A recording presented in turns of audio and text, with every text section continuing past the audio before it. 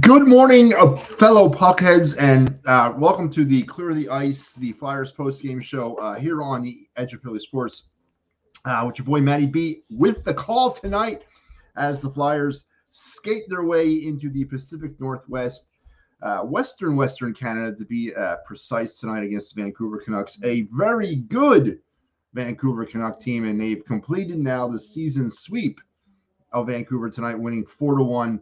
And a very action-packed, very drama-filled game from Rogers Center up there in Western Canada.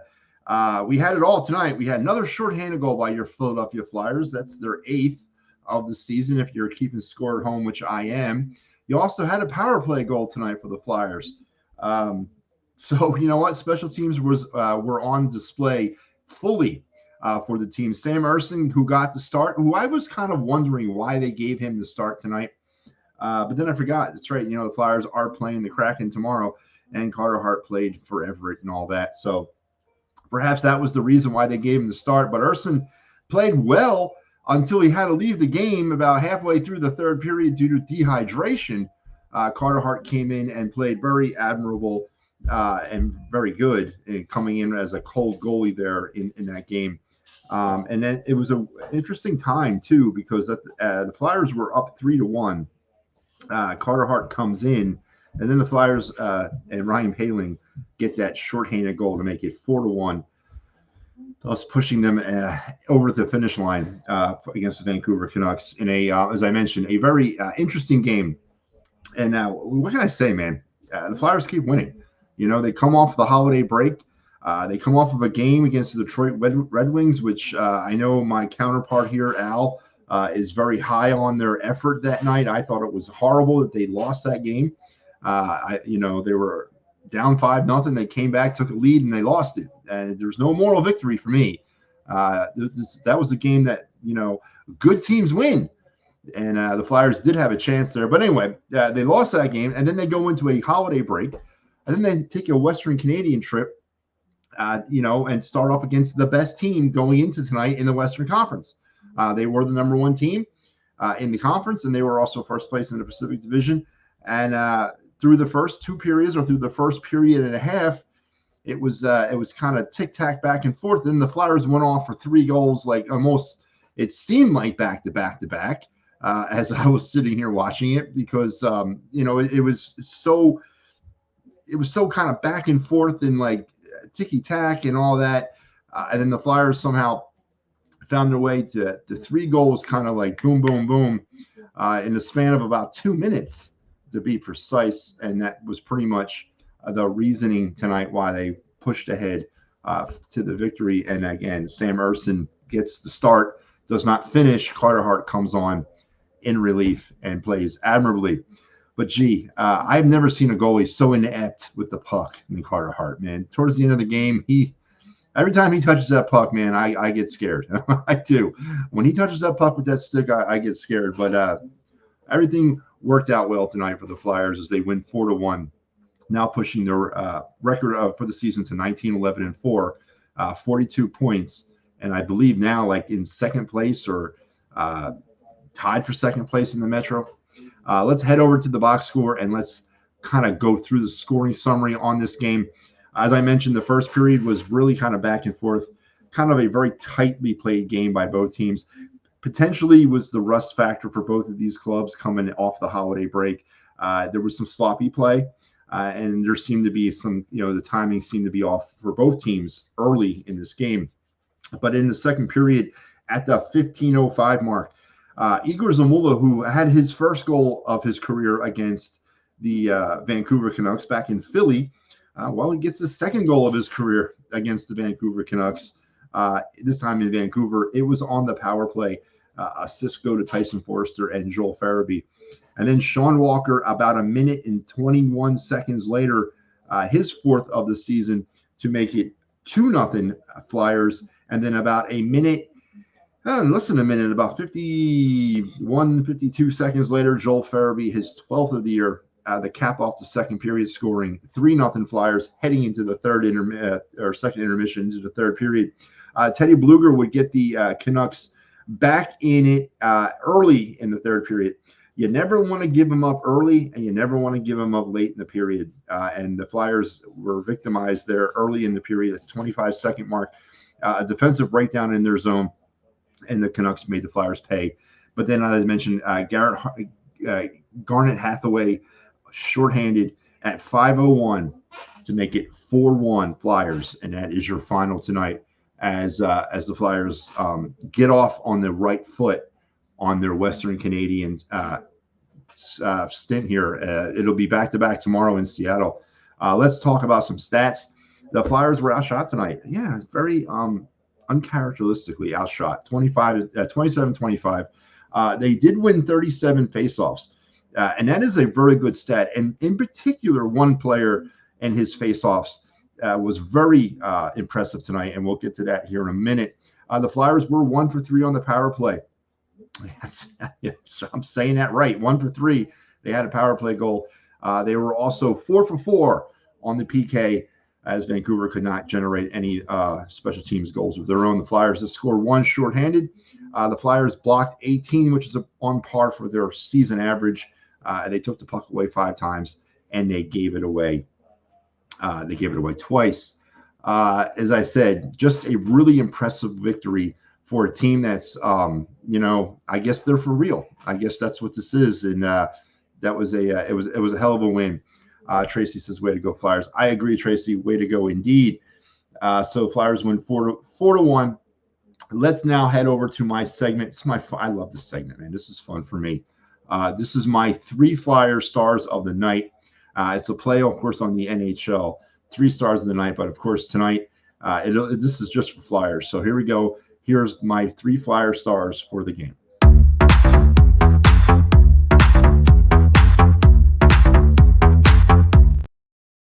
All right. See, you like that cool graphic there? I made that myself, by the way. I'm proud of that. My number 3 Flyer star on the night, I mentioned it, Igor Zamula. His first goal of the season was against the Canucks, and then he comes back tonight in a big way, and he gets his second goal. My number 2 Flyer star of the night, Sean Couturier. He might not be showing up much on the box score these days, but tonight, I mentioned the faceoff wins. Couturier was 75% on faceoffs tonight for the Flyers. He is the Flyers' number 1 faceoff guy, and that's a known fact. And he's kind of been iffy about that all season long, but he seems to be getting his legs underneath him. And when you have a guy that wins, basically he took 27 faceoffs and he only lost 7 of them for about 75%. That is something the Flyers are going to need. When you lack high-end scoring talent, you need as many offensive zone touches as possible. And Sean Couturier tonight provided that for the Flyers. So he is my number 2 Flyer, my number 2 star of the night. And my number 1 Flyer star of the evening, I'm going to go with the coach, man, John Tortorella. Keeping this team focused heading into the holiday break, coming off of that 6-5 loss against the Red Wings on Friday night, and then making sure the team was focused heading into the break, and then taking them literally across the country into a different part of the hemisphere, and then having them come out cold from the holiday break, and then kind of rallying them to play a little bit better in the second period. I got to give it to the coach on this one. John Tortorella is my number 1 Flyer star of the night, and there you have my 3 Flyers stars of the night.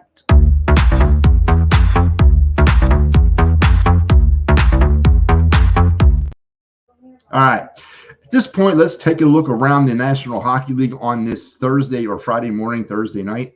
The Flyers, I mentioned, for 4-1 winners, Games that are still ongoing right now. No, I don't think we're all gone final. There are no games ongoing. It just updated literally in front of my face. Earlier tonight, the Carolina Hurricanes defeated the Canadiens 5-3.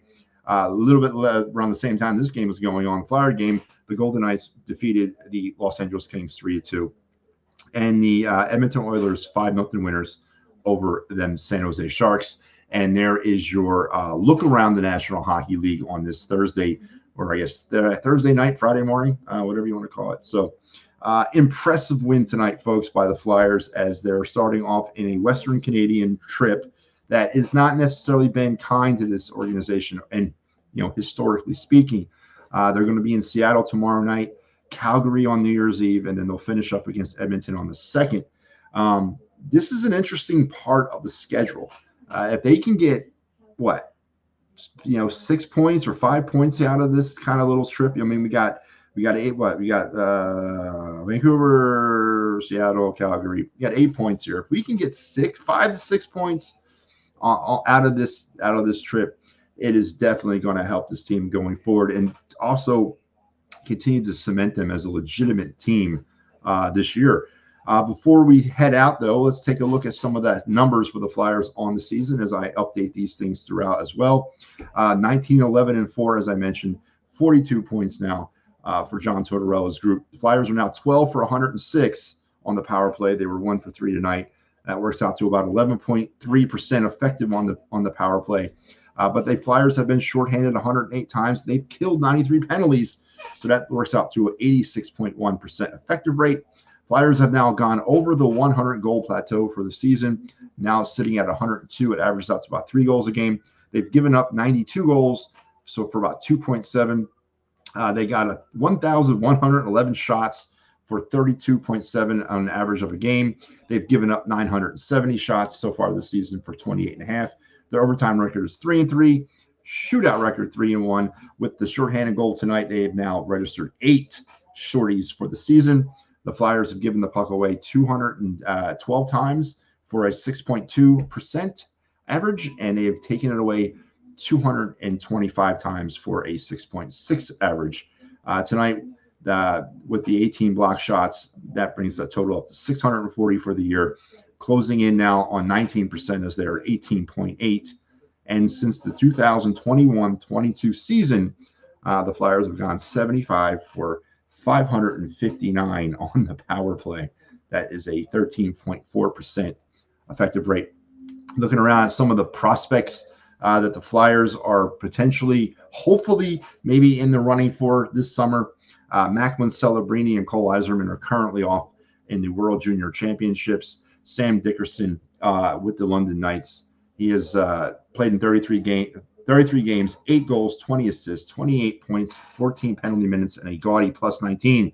Dickinson would probably be there down there in that low teen, maybe potentially high 20 area where the Flyers might be having one of those draft picks that they have so far this year.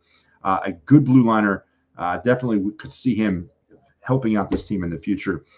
Current Astral prospects that the Flyers have, Cutter Gauthier and Oliver Bonk are as well in the World Junior Championships. And they're doing well. Obviously, Team USA is kicking butt right now.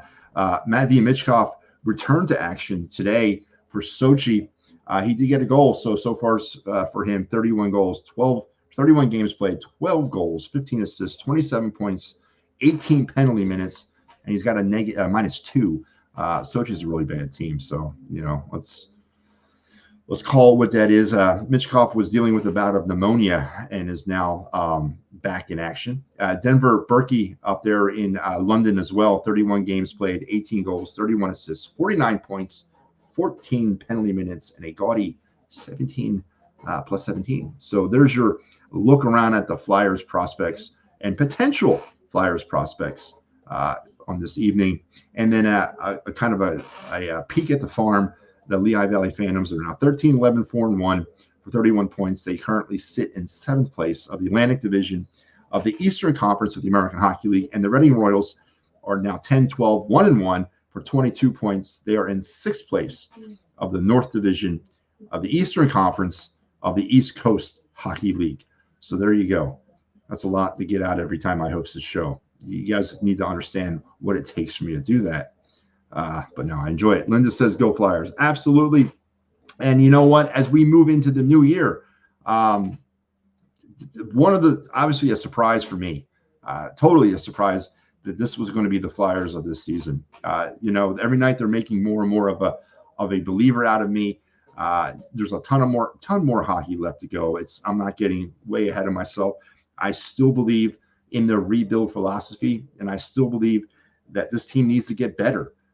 Their power play is god awful, right? And then it's not going to get any better unless we get some high-end talent here. I don't want to sit back on that. If we have an opportunity to make a move now for some high-end talent, why not make that move? I get it. You don't want to upset the apple cart of the young players, but you know what? It's still a rebuild. Some of these kids will not be here when we reach our zenith, which of course is to compete for a Stanley Cup. Are they a Stanley Cup competitor right now? Probably not. We have a ton of hockey left to go, and a lot of things are going to happen between now and the start of the Stanley Cup playoffs. Are the Flyers a playoff team? Yeah, you know what? Possibly, but it's still a rebuild, and we have an opportunity to pick up some high-end talent. Johnny Gaudreau, that's right. I am saying it. I would be on board with making that trade right now. Absolutely 100% be on board with making a trade for Johnny Gaudreau right now. So let's not lose sight of the rebuild, but at the same time, let's continue to get excited about what this hockey team has become again. It's relevant, it's fun, and the Flyers are, they're rising from the ashes, I guess, and it's been a great thing to see. It's been a great thing to bring to you this season as well here on Clear the Ice. And with that all being said, don't forget, we do have a ton of Flyers hockey coverage this weekend. Tomorrow night, or I guess actually early Saturday morning, Austin will be on the call for the Kraken, and then I'll be back on New Year's Eve with the call for the Calgary Flame game. So keep on looking out for what we have to offer here on the Edge of Philly Sports when it comes to your coverage of your Philadelphia Flyers this season. Ryan says, Matty B. Ryan, what's going on? So 4-1, the Vancouver Canucks fall to the Philadelphia Flyers. And before I send you off tonight, I want to play you one thing. I found this a couple weeks ago, and I want to play it because it's awesome. And I actually remember this when I was a kid. So bear with me here. Why is Bobby Clark working at Woolco? That's not Bobby Clark. Yes, it is Bobby Clark, and he's here to tell everyone Woolco has Bobby Clark hockey equipment. Right Guard makes super hockey equipment for me, and Woolco stocks sticks, balls, pucks, and even fold-away hockey nets at great prices. I hope everyone will come to Woolco and see my Bobby Clark hockey equipment. And remember, Woolco wants to be your favorite store. Woolco wants to be your favorite store. Wow. Well, thank God he turned out as a really good hockey player, because the guy can't act to save his life. But I do remember that commercial from when I was a kid. I don't know where I found. Somebody sent that to me. So, yeah, Woolco. Is Woolco even a store anymore? I don't think it is, but yeah, Bobby Clark peddling his street hockey equipment, man, from back in the day. So that's a pick me up here on this late Thursday night, early Friday morning. 4-1 Flyers winners in Vancouver. Next up is the Seattle Kraken. This game had it all, man. As I said, we had a dehydrated goalie. We had a little bit of a defensive breakdown, and we had goals, a plethora of them in the second period, and then another shorthanded goal and a power play goal too to boot, as the Flyers find their way to victory tonight, 4-1. And remember, before we say goodnight, remember the sponsors here at the Edge of Philly Sports, Sherry's Tickets, for all your ticket needs. Great prices and no hidden fees. So don't forget the promo code there, EOP10, save an additional 10%.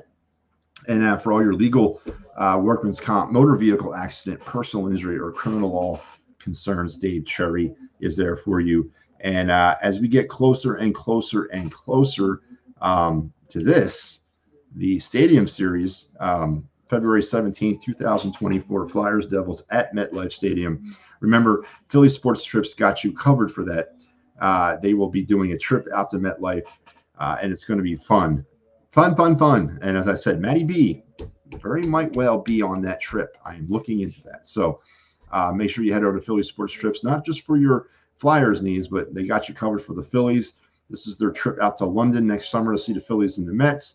And then they got you covered for multiple spring training venues this coming March, and much, much more. So head over to Philly Sports Trips today and see everything they have to offer.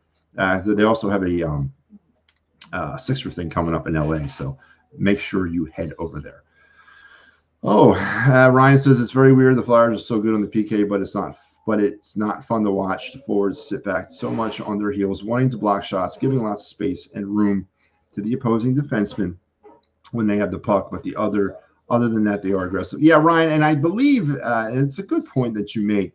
The sit back thing, it's got to be because the Flyers just don't have the horses to cover some of those forwards. When I watch an opposing team cycle the puck against the Flyers, I definitely see the Flyers a little bit overmatched with that.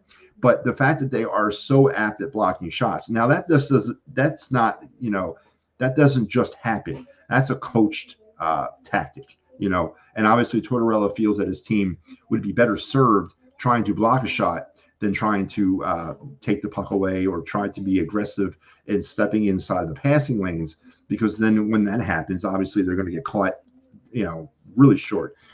So again, the block shot thing is not something that's a byproduct of that, sit back and wait defense on the PK. It's a tactic that he's coaching. And the fact that he coaches it is pretty interesting, but the fact that they're buying in on it is even more interesting, is the fact that they're so apt to take, on average, almost 19 block shots a game. That just, again, you just don't do that. That's a buy-in thing, and that tells you what John Tortorella is working with here, and that's telling you, again, I've always said this, it's a stat to me that tells me everything I want to know about if the Flyers are bought in. So, but I get your point there. He wants I want a very aggressive all-out man style. But the problem is we don't have the Hurricane personnel. Again, it's a rebuild. John Tortorella is coaching within the limitations of his players, and this is the best tactic that he can use right now. I agree with you, though. Is it the best tactic to use? Probably not. Is it going to eventually come home to roost? Yeah, probably. But right now, it's working, and it's working in the tune of 604 block shots this season, averaging close to 19 of them a game. And it's also it's also working out to a tune of, what is it? What did I say earlier? 86% effective rate on the PK. So if it ain't broke right now, let's not fix it. But you're right. A more aggressive, in your face, stepping in the lane type of defense on the PK, it works if you had the people, and the Flyers just simply don't have it. He doesn't want to sit back. Yeah, again, I get you, man. I get you. I hope it doesn't say that. It will until they get the people. It will until they get the people.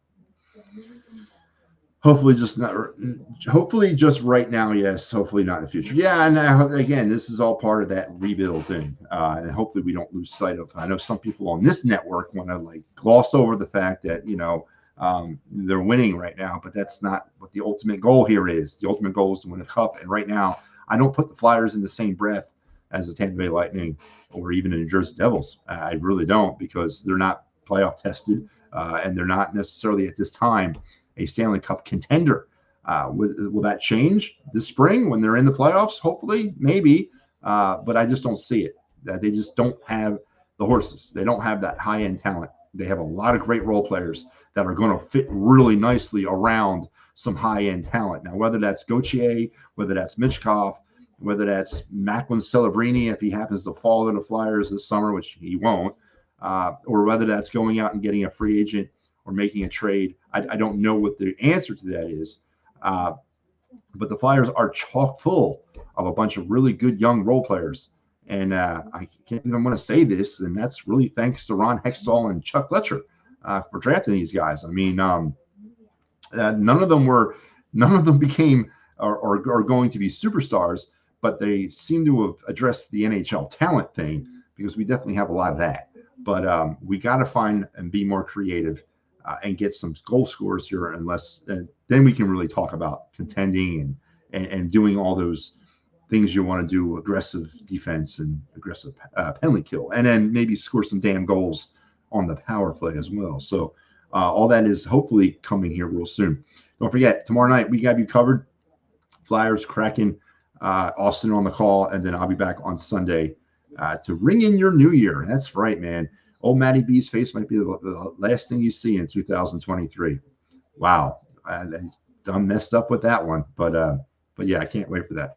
So until we talk to you guys till tomorrow night in the Seattle Kraken come a calling, we will leave you with this, the immortal words of Mr. Gene Hart. Good night and good hockey.